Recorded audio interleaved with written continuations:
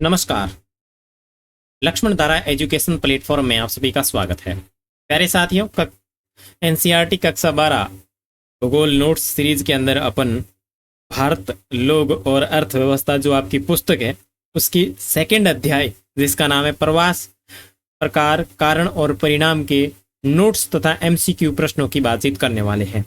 यह क्लास आपके सभी प्रतियोगी परीक्षाओं के लिए उपयोगी है और सारा जो इसमें स्टडी मैटर है वो एनसीईआरटी के बेस पे तैयार किया गया है और आपके सभी प्रतियोगी परीक्षाओं के लिए उपयोगी होगा। तो चलिए क्लास की शुरुआत करते हैं। ओके, क्लास को शुरू करने से पहले मैं आपको थोड़ी बहुत जानकारी ये देना चाहूँगा कि लक्ष्मण धारा एजुकेशन प्लेटफॉर्म एनसीईआरटी को लेकर के नोट्स पर अभी फिलहाल काम कर रहा है। तो देखो, अपन ने आपकी कक्षा 12 जो कक्षा 12 है,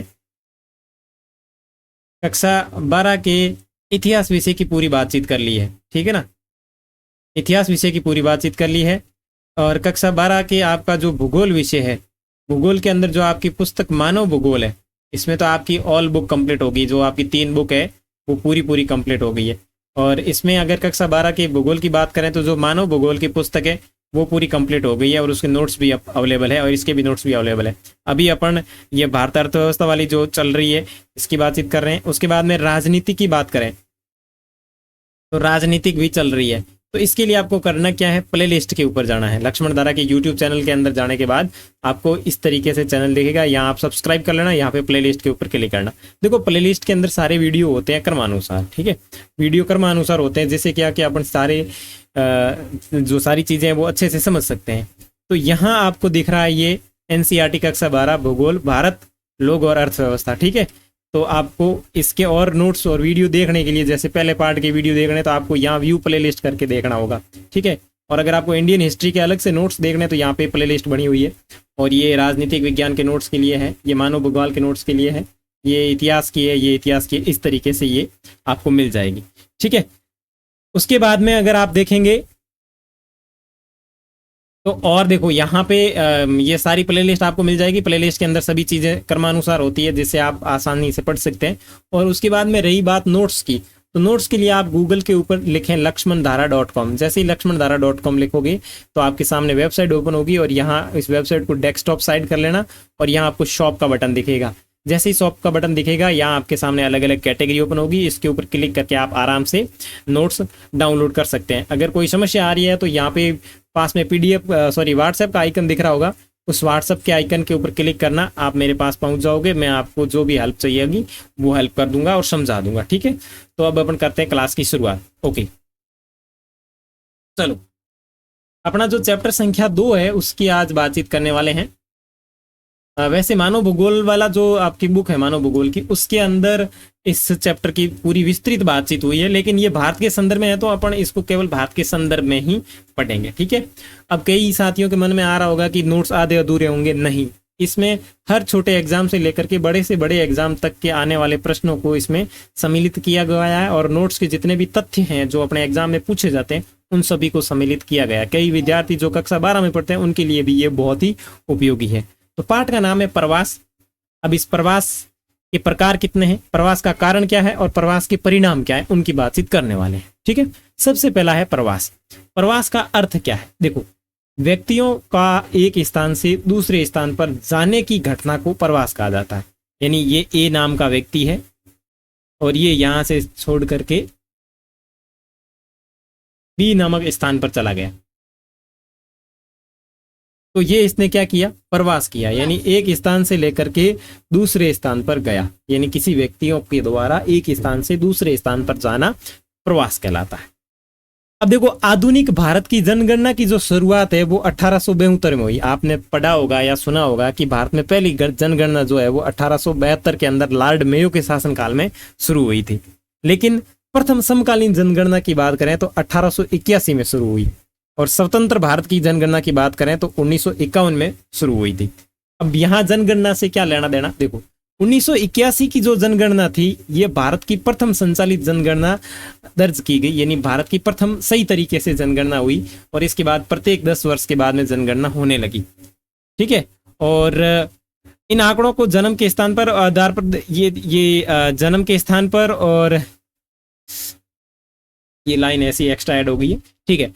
अब यह हुआ क्या कि ये जो जनगणना हुई थी, इस जनगणना में कुछ तथ्य शामिल किए गए। कैसे कि 1961 की जनगणना में पहला मुख्य संशोधन किया गया और इसमें 2 घटक अर्थात जन्म स्थान अर्थात गांव, नगर और आदि अन्यत्र जन्म निवास की अवधि को भी सम्मिलित किया गया था, ठीक है ना। तो जनगणना के अंदर 1961 की जो जनगणना हुई थी उसके अंदर पहला संशोधन हुआ और इसके अंदर 2 घटक अर्थात जन्म स्थान या तो गांव या फिर नगर को नगर आदि तो निवास की अवधि में सम्मिलित किया गया। यानी कोई व्यक्ति है जिसका जन्म स्थान,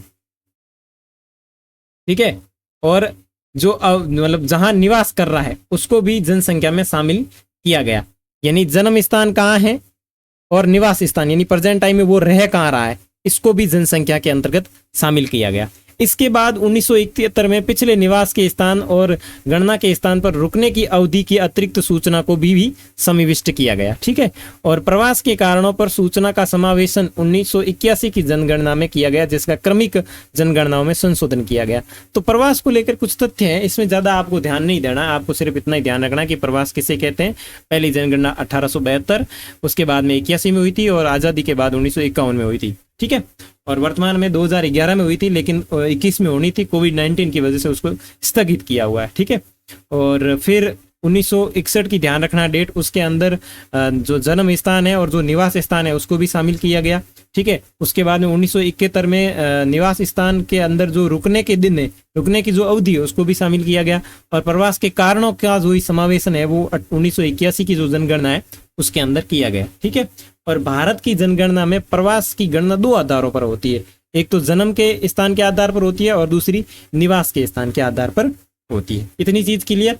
अब आगे आती है प्रवास की धाराएं यानी प्रवास के प्रकार। इसको इस तरीके से भी कहा जा सकता है, प्रवास के प्रकार, ठीक है। तो मुख्यतः प्रवास के 2 प्रकार हैं। सबसे पहला प्रकार जो है वो है अंतरराष्ट्रीय प्रवास। कैसा प्रवास? अंतरराष्ट्रीय प्रवास। देखो, अंतरराष्ट्रीय प्रवास जब कोई व्यक्ति एक देश से दूसरे देश में प्रवेश करता है तो उसे अंतरराष्ट्रीय प्रवास कहा जाता है।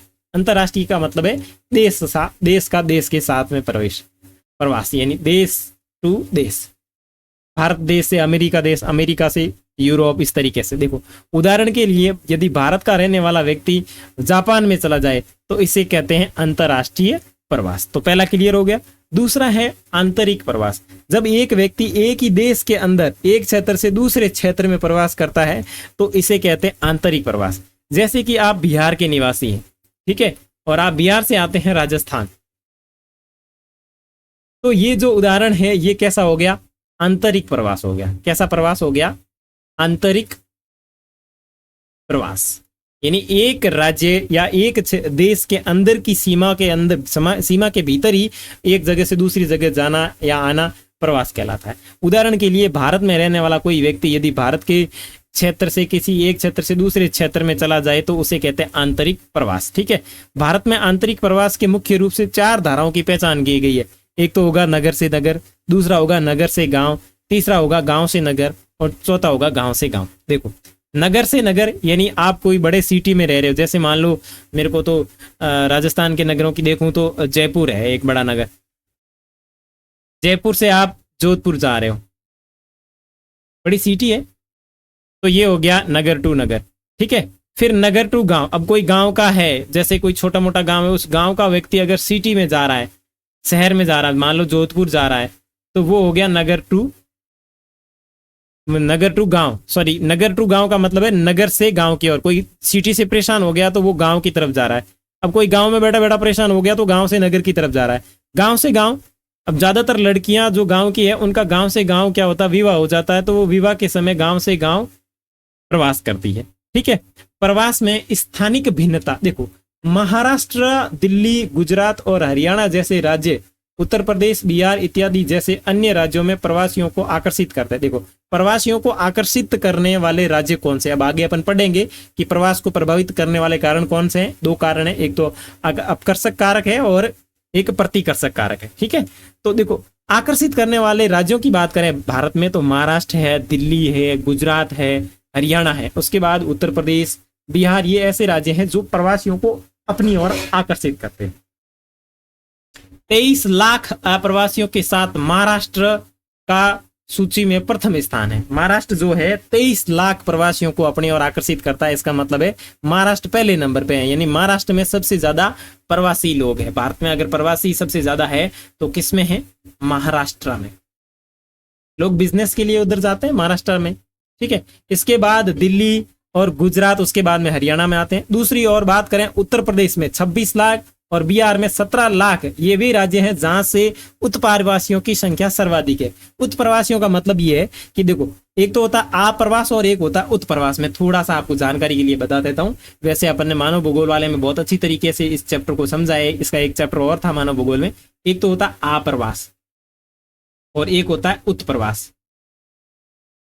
उत्प्रवास, देखो आप्रवास में तो क्या होता है, किसी नई जगह पे आते हैं। उत्प्रवास का मतलब है ये जगह छोड़ के जाते हैं, यानी एक स्थान को छोड़ के जाते हैं। तो ध्यान रखना, सबसे अधिक उत्प्रवास कहां से हुआ है? उत्तर प्रदेश में। कितना? 26 लाख के आसपास। और उसके बाद में बिहार के लोगों ने भी काफी उत्प्रवास किया, क्योंकि रोजगार के लिए ये अपना क्षेत्र छोड़ करके दूसरी जगह जाते हैं। तो जहां से उन्होंने अपना क्षेत्र छोड़ा है वो तो हो गया उत्प्रवास, जहां पे वो गए हैं तो वहां हो गया आप्रवास। जैसे उदाहरण के तौर पर बात करूं तो राजस्थान के अंदर अभी मैं जहां रहता हूं, यहाँ पचपदरा एक रिफाइनरी है, ठीक है ना। इस पचपदरा रिफाइनरी के ऊपर बहुत सारे बिहारी लोग काम कर रहे हैं, ठीक है ना, मजदूरी के रूप में बिहारी लोग काम कर रहे हैं। तो पचपदरा में उन लोगों का आप्रवास है, ठीक है। और जहां ये छोड़ करके आए अपने गांव को, यानी बिहार में जो भी छोटा मोटा उनका गांव है, उस गांव को वो छोड़ करके आए हैं, उसके लिए, उस गांव के लिए वो क्या है? उत्प्रवास है।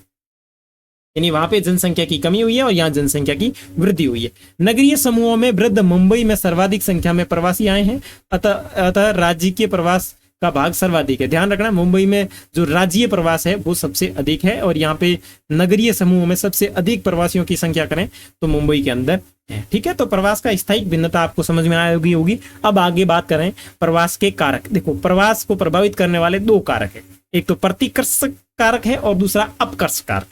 प्रतिकर्षक कारक का मतलब है वे कारक जो लोगों को निवास स्थान अथवा उद्गम स्थान छुड़वाने के कारण बनते हैं, उनको कहते हैं प्रतिकर्षक कारक।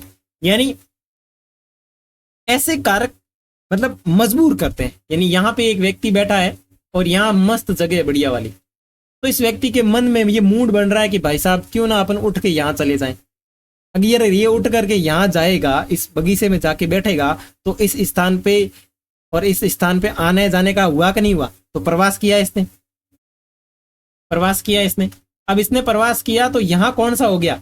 यहां तो हो गया आप्रवास और यहां हो गया उत्प्रवास, ठीक है। तो वे कारक जो लोगों को अपने निवास स्थान या उद्गम स्थान को छोड़ने के लिए बाध्य कर देते हैं, उनको कहा जाता है प्रतिकर्षक कारक। जैसे भारत में लोग ग्रामीण से नगर क्षेत्र में मुख्यतः गरीबी, बेरोजगारी, कृषि भूमि पर जनसंख्या के भरण पोषण का अधिक दबाव, अवसंरचनात्मक सुविधाएं जैसे शिक्षा, स्वास्थ्य, बिजली, परिवहन, मनोरंजन इत्यादि के अभाव के कारण प्रवास करते हैं। मुख्यतः गांव ग्रामीण क्षेत्र में इन चीजों की कमी होती है, उसकी वजह से लोग नगर की ओर जाने की इच्छा रखते हैं। यानी ये जो प्रमुख कारक दिए गए हैं, ये आपके कैसे कारक है? प्रतिकर्षक कारक है। इनके अलावा पर्यावरणीय कारक के अंदर देखें कि प्राकृतिक आपदाएं जैसे बाढ़ हो गया, सूखा हो गया, चक्रवात हो गया, भूकंप हो गया इत्यादि ऐसे कारक हैं। राजनीति की बात करें तो अस्थिरता, अशांति, स्थानीय संघर्ष, प्रतिकूल परिस्थितियां, ये सभी वो कारक हैं जो एक व्यक्ति को या वहां की जो निवासी जनता है या निवासी लोग हैं उनको प्रवास करने के लिए बाध्य करते हैं। तो ये सारे के सारे कारक हो गए आपके प्रतिकर्षक कारक। आगे बात करें अपकर्षक कारक। वे घनत्व स्थान के वे कारक जो लोगों को अपनी ओर आकर्षित करते हैं। लोग ग्रामों से नगरों की ओर आकर्षित ज्यादा होते हैं क्योंकि गांवों से शहरों में अधिक सुविधाएं हैं। प्रतिकर्षक कारक का मतलब है मजबूरी है, जाना बहुत जरूरी है, ये मजबूरी वाले कारक है। उसके बाद में एक और कारक होता है अपकर्षक कारक, यानी वे गंतव्य स्थान के लोगों को आकर्षित करते हैं अपनी ओर। गांवों को छोड़कर लोग दिल्ली, मुंबई, कोलकाता जैसे महानगरों में रोजगार के बेहतर अवसर, नियमित काम का मिलना, ऊंचा वेतन, शिक्षा, स्वास्थ्य, परिवहन, मनोरंजन इत्यादि सुविधाओं को मतलब उपलब्ध होने के कारण वो प्रवास करते। अब देखो, मैं सीधा साधा उदाहरण दे देता हूं आपको, ज्यादा इतना लंबा डीपली अपने जाना ही नहीं है। अभी पड़ रही है गर्मी, ठीक है, जून जुलाई का मौसम है, जून जुलाई का महीना अभी शुरू हो रहा है, लग रहा है जो, ठीक है ना। तो गर्मी का मौसम है और गर्मी के मौसम के अंदर आपको वाटर पार्क जो है वो क्या कर रहा है? वाटर पार्क जो है वो आपको आकर्षित कर रहा है कि नहीं कर रहा? ज्यादा दूर जाना ही क्यों आपका? भाई वाटर पार्क जो है वो आपको आकर्षित कर रहा है कि नहीं कर रहा? सबके मन में तो ऐसा होती होगी कि भाई साहब जाएं स्विमिंग में डुबकी उबकी लगा के आए। तो यहाँ ये जो वाटर कारक है, ये वाटर पार्क है, वो कैसा कारक हो गया? अपकर्षक कारक। कैसा कारक हो गया? अपकर्षक कारक, अपकर्षक कारक हो गया कि भाई ये जो है वो आपके मन को ललचा रहा है, आइए आइए, है ना, इस तरीके से। तो दो कारक पढ़ लिए, एक तो प्रतिकर्षक कारक पढ़ लिया और एक अपकर्षक कारक पढ़ लिया। उसके बाद में प्रवास करने के प्रमुख 5 कारक अन्य और हैं, देख लेते हैं। सबसे पहला है आर्थिक कारक, यानी ग्रामीण इलाकों में ज्यादातर लोग खेती पर निर्भर रहते हैं तथा सीमित कृषि पर है। जनसंख्या का अधिक दबाव होने से सभी को रोजगार नहीं मिल पाता है, रोजगार के अन्य अवसर भी उपलब्ध नहीं हो पाते हैं। तो लोग क्या करते हैं, नगर की सुविधाओं और अधिक अवसरों, आर्थिक अवसरों से आकर्षित होकर लोग नगरों में अपना आकर के बसना शुरू कर देते हैं। उद्गम स्थल पर बेरोजगारी, भूखमरी, गरीबी इत्यादि प्रतिकर्षक कारक लोगों को अपना स्थान छोड़ने के लिए मजबूर कर देते हैं। तो ये जो आर्थिक कारक है, ये कहीं ना कहीं ग्रामीण लोगों को ये कहता है कि यहाँ बेरोजगारी है, रोजगार की कमी है, आप शहर में जाओ, वहां पे आपको रोजगार के अवसर प्राप्त होंगे। तो आर्थिक कारक प्रवास करने के लिए एक प्रतिकर्षक कारक का काम करता है। अवसंरचनात्मक कारक की बात करें तो ग्रामीण इलाकों में शिक्षा, मुख्य रूप से उच्च शिक्षा का अभाव है। शिक्षा में उच्च शिक्षा जो है उसका अभाव है, यानी 12वीं कर ली, गांव में ज्यादातर शिक्षा 12वीं कक्षा तक ही होती है, उसके बाद में कॉलेज करनी है तो आपको बड़ी सिटी में जाना पड़ेगा। तो ग्रामीण क्षेत्रों में शिक्षा की कमी होने के कारण या शिक्षा क्षेत्रों का या शिक्षा जो संस्थान है उनका अभाव होने के कारण लोग शिक्षा, स्वास्थ्य सुविधाओं, परिवहन, मनोरंजन, उच्च जीवन हेतु आवश्यक सुख सुविधाएं प्राप्त करने हेतु प्रवास के लिए मजबूर होते हैं। ठीक है, आगे बात करें सामाजिक कारक की। सांस्कृतिक कारक, सामाजिक परंपराओं के चलते प्रत्येक लड़की को विवाह के पश्चात अपने ससुराल में जाकर रहना पड़ता है, ये भी एक प्रकार का प्रवास का कारण है। राजनीतिक कारण की बात करें तो युद्ध, अशांति, स्थानीय संघर्ष, राजनीतिक स्थिरता, जाति या धार्मिक दंगों के चलते सुरक्षा की कमी के कारण लोग अपने घर को छोड़ करके सुरक्षित स्थानों के जाने के लिए बाध्य हो जाते हैं। उदाहरण के लिए आतंकवाद के कारण कश्मीर घाटी से कश्मीरी पंडितों का मजबूरन देश के अन्य भागों में प्रवास करना पड़ा। और 5वां जो है वो है प्राकृतिक और पर्यावरणीय कारक। प्राकृतिक आपदा जैसे बाढ़ या भूकंप या सुनामी या फिर चक्रवात, ऐसे बहुत सारे कई कारण होते हैं जिनकी वजह से लोगों को प्रवास करना पड़ता है, यानी सुरक्षित स्थानों पर जाना पड़ता है। तो ये अपन ने प्रमुख 5 कारक देखे जिनके माध्यम से प्रवास करते हैं लोग। आगे बात करें महिला प्रवास की। इसके विपरीत 65% महिलाएं, महिला प्रवास की बात करें तो 65% महिलाएं जो है वो विवाह के उपरांत अपने मायके से बाहर चली जाती है। भारत के ग्रामीण क्षेत्रों में यह सर्वाधिक महत्वपूर्ण कारक है। देखो भारत में भाई महिला जो जो लड़कियां हैं, उन लड़कियों को शादी के बाद में अपने ही घर में थोड़ी ना रहना दिया जाता है, वो तो अपने ससुराल चली जाती है। तो उसका जो मायके से क्या हो गया, उसका प्रवास ही तो हुआ है। तो लगभग इनकी जो संख्या है वो 65% के आसपास है। लेकिन मेघालय में स्थिति उल्टी है। मेघालय में स्त्री विवाह के प्रवास के कानून अलग है। कैसे कानून है मेघालय में? देखो भारत के अधिकांश राज्यों में स्त्रियों को विवाह उपरांत अपने पति के घर जाना पड़ता है, लेकिन मेघालय एकमात्र ऐसा राज्य है जहां विवाह उपरांत पति को अपने पत्नी के घर आना पड़ता है। यानी वहां पे अगर किसी को शादी करनी है तो लुगाई आपके पीछे नहीं आएगी, आपको लुगाई के पीछे जाकर के लुगाई के घर में रहना पड़ेगा, जिसको अपनी भाषा में इधर घर जमाई बोलते। ठीक है ना?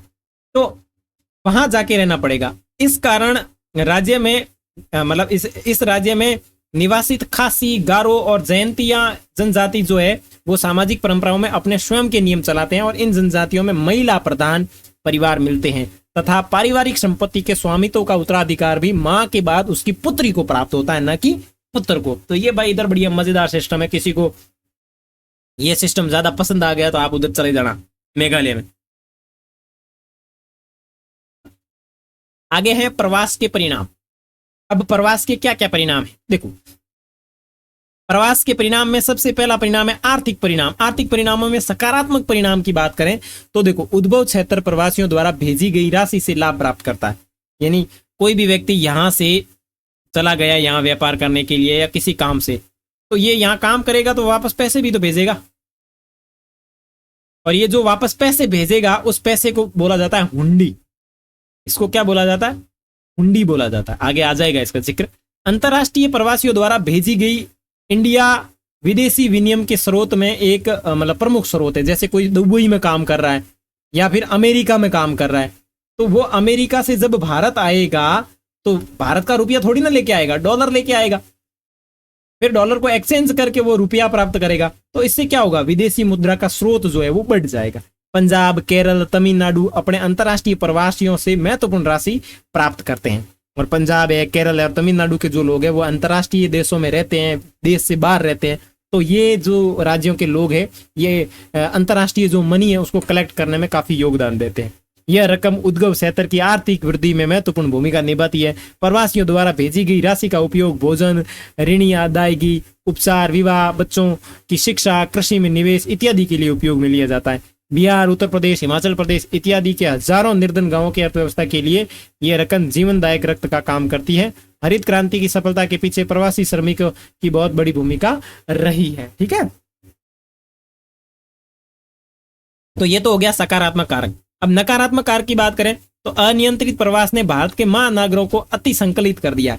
यानी जितने बड़े महानगर हैं उनमें लोग जा ही रहे हैं। अब मुंबई देख लो, महाराष्ट्र देख लो, वहां के लोगों के अंदर प्रदूषण, यानी वो सिटी है वो पूरी प्रदूषण से भर गई है। तो महानगरों को अति संकलित कर दिया है। महाराष्ट्र, गुजरात, कर्नाटक, दिल्ली जैसे राज्यों में गंदी बस्तियां का विकास होने लग गया है। अनियंत्रित प्रवास नकारात्मकता का परिणाम बने जा रहा है। प्रवास के कारण इन राज्यों में रोजगार के जो अवसर है उनके ऊपर दबाव निरंतर बढ़ रहा है। आगे जो है वो जनांकीय परिणाम, इसके अंदर सकारात्मक देखें तो प्रवास से देश के अंदर जनसंख्या का पुनः वितरण होता है। नगरों के विकास में गांवों से नगरीय क्षेत्रों की ओर प्रवास बहुत बड़ा योगदान देता है। नगरों में दक्ष, कुशल, अकुशल श्रमिकों का आगमन होता है और जनसंख्या में अजरक जनसंख्या के अनुपात में वृद्धि होती है। ये तो हो गया सकारात्मक परिवर्तन। उसके बाद में बात करें नकारात्मक परिणाम की, तो ग्रामीण क्षेत्रों से कुशल और योग्य युवा वर्ग के प्रवास से ग्रामीण क्षेत्रों में जनांकीय संगठन पर प्रतिकूल प्रभाव पड़ता है। ठीक है, और बाह्य प्रवास से उत्तरांचल, राजस्थान, मध्य प्रदेश, पूर्वी महाराष्ट्र आयु व लिंग संरचना में गंभीर असंतुलन उत्पन्न हो गया है। ऐसे ही असंतुलन घनत्व राज्यों में उत्पन्न होने लगे हैं। उसके बाद में बात करें सामाजिक परिणाम की, तो इसमें सकारात्मक परिणाम क्या होगा? प्रवासी सामाजिक परिवर्तन के अभिकर्ताओं के रूप में कार्य करते हैं।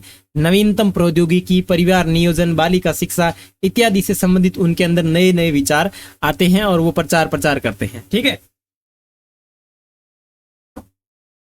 अब भाई कोई व्यक्ति है जो जापान गया है, जापान से वापस अपने भारत में आता है, तो वो आदमी यहाँ आकर के वापस नई नई चीजें करेगा। ठीक है, नई वहाँ के नई टेक्नोलॉजी के बारे में पूछेगा या नई शिक्षा नीति जो है वहाँ किस तरीके से शिक्षा होती है उसकी बातचीत करेगा। तो ये सारी बातचीतें यहाँ करने की कोशिश करेगा। ठीक है, विभिन्न संस्कृतियों का वो मिश्रण भी करेगा कि भाई वहाँ ऐसे होता है, यहाँ अपने को भी ऐसे करना चाहिए, तो ये भी होगा।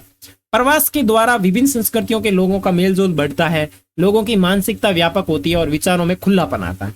लेकिन इसका नकारात्मक देखें तो गुमनामी के कारण लोग अकेलापन महसूस करते हैं। अब कुछ लोग ऐसे होते हैं जो बहिर्मुखी नहीं होकर के अंतर्मुखी होते हैं। बहिर्मुखी का मतलब एकदम मुंहफट टाइप है ना, हर किसी से बातचीत कर लेना। अब आप लोगों को या मेरे को उधर चीन में ले जाके छोड़ दे तो उधर चों चांग पिंग पांग को समझ में नहीं आता है, तो वहां पे वो लोग अकेलापन महसूस करेंगे। प्रवासी समाज से कटकर अकेले पड़ जाता है। ठीक है, और प्रवासियों में निराशा और हताशा की भावना आ जाती है, जिससे लोग अपराध और नशीली दवाओं के सेवन जैसी असामाजिक गतिविधियों के चुंगल में फंस जाते हैं। तो ये भी एक इसका बड़ा नकारात्मक परिणाम माना जा सकता है। पर्यावरणीय परिणाम की बात करें तो गांवों से नगरों की ओर प्रवास के कारण नगरों में भीड़ भाड़ बढ़ गई है। भौतिक और सामाजिक ढांचे सुविधाओं पर भारी दबाव पड़ गया है तथा बढ़ती जनसंख्या के सामने यह कम पड़ने लगती है। नगरीय बस्तियों की अनियोजित व अनियंत्रित वृद्धि होने से जगह जगह मलिन बस्तियां बच जाती है। उदाहरण के लिए मुंबई की धारावी जो बस्ती है वो सबसे मलिन बस्ती है। प्राकृतिक संसाधनों का अत्यधिक शोषण होने लगता है, जिससे के कारण भूजल स्तर में गिरावट आ जाती है। वायु प्रदूषण बढ़ने लगता है। गंदे जल का निपटान व ठोस कचरे के प्रबंधन जैसी गंभीर समस्याओं का सामना करना पड़ता है। नगरीय क्षेत्रों में कंक्रीट से अधिक निर्माण कार्य होने के कारण नगरीय क्षेत्रों के आसपास के ग्रामीण क्षेत्रों में अधिक तापमान हो जाता है, जिससे नगर उस टापू मतलब नगर जो है वो उष्मा टापू में बन जाते हैं। अन्य परिणामों की बात करें तो स्त्रियों के ऊपर इसका क्या प्रभाव पड़ता है? देखो, पुरुषों के प्रवास के कारण पत्नियां अकेली पीछे छूट जाती है, जिससे उन पर अतिरिक्त शारीरिक और मानसिक दबाव पड़ने लगता है। फिर भाई साहब सीधा तलाक। फिर क्या होता है? तलाक। ठीक है। शिक्षा और रोजगार के लिए स्त्रियों का प्रवास उन्हें स्वतंत्र और आर्थिक रूप से आत्मनिर्भर बनाता है, परंतु उनका शोषण का अवसर भी काफी बढ़ जाता है। तो ये कुल मिला के अपन ने जो चैप्टर के अंदर जितनी जानकारी दी हुई थी वो सारी की सारी देख ली है। अब इससे रिलेटेड जो एमसीक्यू प्रश्न है उनकी बातचीत कर लेते हैं। वैसे ये तो आपको पीडीएफ में मिलेंगे, लेकिन मैंने पढ़ने के उद्देश्य से एक अलग पीडीएफ बनाई है जिसे अपन आसानी से पढ़ सकते हैं। तो देखो, इसमें एक एक करके आराम से देख लेते हैं आपके एमसीक्यू प्रश्न, यानी ये जो अभी चैप्टर पढ़ा है इसी से रिलेटेड एमसीक्यू प्रश्न है, तो एक एक करके देखेंगे।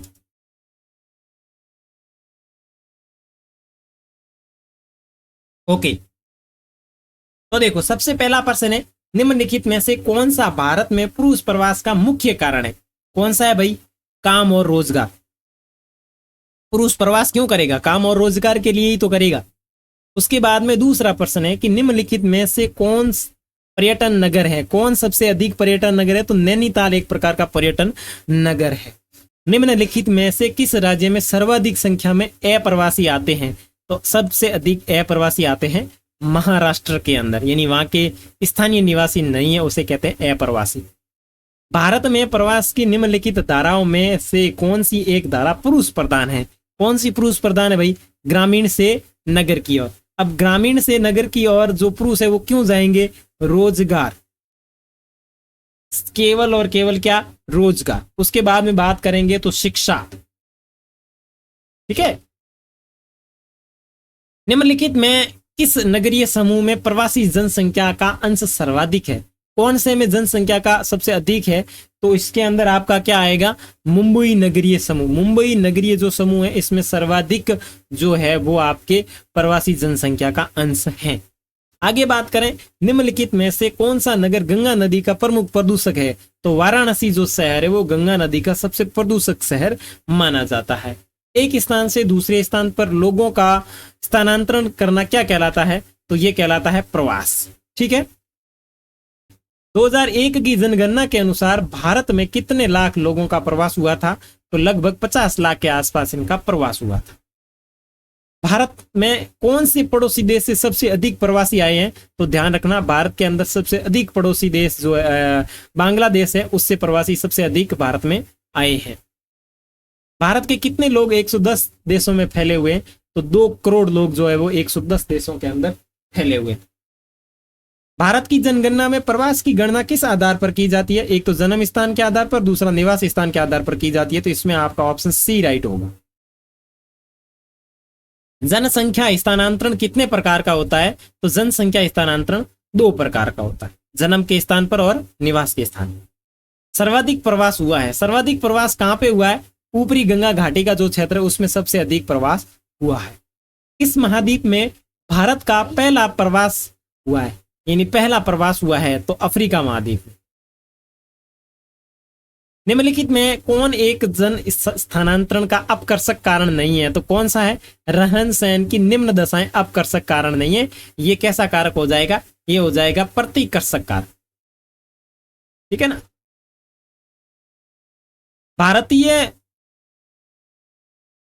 भारतीय प्रचार डायोस्फेरा के बारे में निम्नलिखित कथनों पर विचार कीजिए।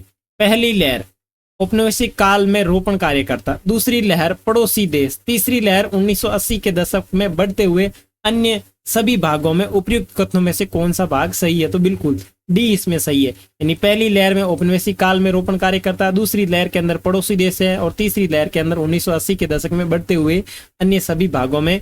उपयुक्त कथन में से कौन सा कथन जो है वो डायोस्फीरा से संबंधित है? तो डी तीनों के तीनों सही है।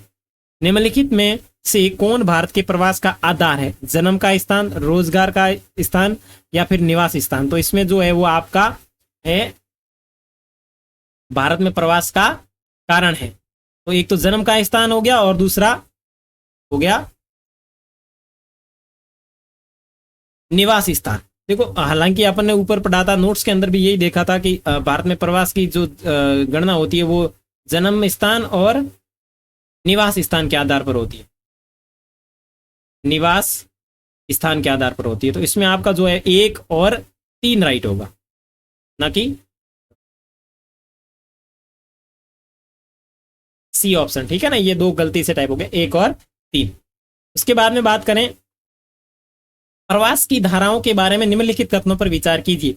प्रवास की धाराओं के बारे में देखें तो महिला ग्रामीण प्रवास की छोटी सी दूरी धाराओं में सर्वाधिक है। पुरुष आर्थिक कारणों से अंतर्राज्यीय प्रवास की ग्रामीण से शहरी धाराओं में आते हैं। और भारत में प्रवास की 5 धाराएं हैं। तो उसमें कौन कौन सा राइट है? तो ऐसा कोई फिक्स नहीं है, 5 धाराएं हैं, इसमें 1 और 2 राइट है, ठीक है ना, 1 और 2 राइट है।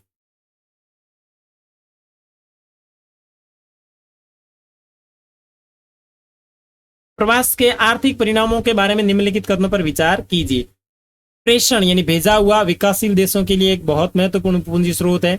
और महानगरीय शहरों में अनियंत्रित प्रवास भीड़ भाड़ का कारण बनता है। उपयुक्त कथनों में से कौन से कथन सही है? तो ये तो दोनों के दोनों ही सही है। प्रतिकर्षक कारक लोगों को दशा छोड़ने के लिए मजबूर करता है और अपकर्षक कारक लोगों के बेहतर जीवन के लिए प्रोत्साहित करता है। तो इसमें से कौन सा जो है वही सही नहीं ही है? तो ये तो सब सही है, कौन सा सही नहीं है? तो डी उपयुक्त में से कोई नहीं। देखो, प्रतिकर्षक कारक लोगों को देश छोड़ने के लिए मजबूर करते हैं और अपकर्षक कारक बेहतर जीवन के लिए प्रवास को प्रोत्साहित करते हैं। आगे वो दिया हुआ नहीं है कि सही या गलत, तो मैं इसमें उपयुक्त में से कोई नहीं, ये प्रश्न ही पूरा सही तरीके से नहीं है। इसलिए प्रवास के जनसांख्यिकीय परिणामों के बारे में निम्नलिखित कथनों पर विचार कीजिए। प्रवास से देश के भीतर जनसंख्या का पुनर्वितरण होता है और इसे प्राप्तकर्ता राज्यों में असंतुलन लाया जाता है। यस, दोनों कथन सही है। उसके बाद में प्रवास के सामाजिक परिणामों के बारे में निम्नलिखित कथनों पर विचार कीजिए। प्रवासन विविध संस्कृतियों का निर्माण करता है। ओके, प्रवासन समाजों में नस्ल, धर्म और संस्कृति की जटिलताओं को हल करने में मदद करता है। नहीं, ये इसमें केवल और केवल एक ही राइट होगा। उसके बाद में प्रवास के पर्यावरणीय परिणामों के बारे में निम्नलिखित कथनों पर विचार कीजिए। प्रवासन संसाधनों पर दबाव नहीं बढ़ाता है। शहरों में भूजल की कमी, वायु में प्रदूषण, सीवेज निपटान, ये सारे के सारे इसमें आ जाएंगे, यानी पर्यावरणीय प्रभाव पड़ता है ये इस तरीके से। ठीक है, तो इसी के साथ आपका ये जो सेकंड चैप्टर है ये पूरा कंप्लीट हो गया। अभी तक अगर आपने लक्ष्मण धारा के यूट्यूब चैनल को सब्सक्राइब नहीं किया है तो इसको सब्सक्राइब करिए। साथ ही साथ नीचे कमेंट सेक्शन के अंदर आपको सभी क्लासों के नोट्स की और PDF जो है उनके लिंक दिए हैं, तो आप वहाँ नीचे कमेंट सेक्शन चेक कर लेना इस वीडियो का, वहाँ आपको लिंक मिल जाएंगे। और अगले वीडियो के अंदर मिलेंगे अपन तीसरे चैप्टर में, जिसके MCQ और नोट्स की बातचीत करेंगे। तब तक के लिए बाय बाय, नमस्कार। अगर चैनल के ऊपर नए हैं और अभी तक सब्सक्राइब नहीं किया तो एक बार इसको सब्सक्राइब जरूर कर लीजिएगा।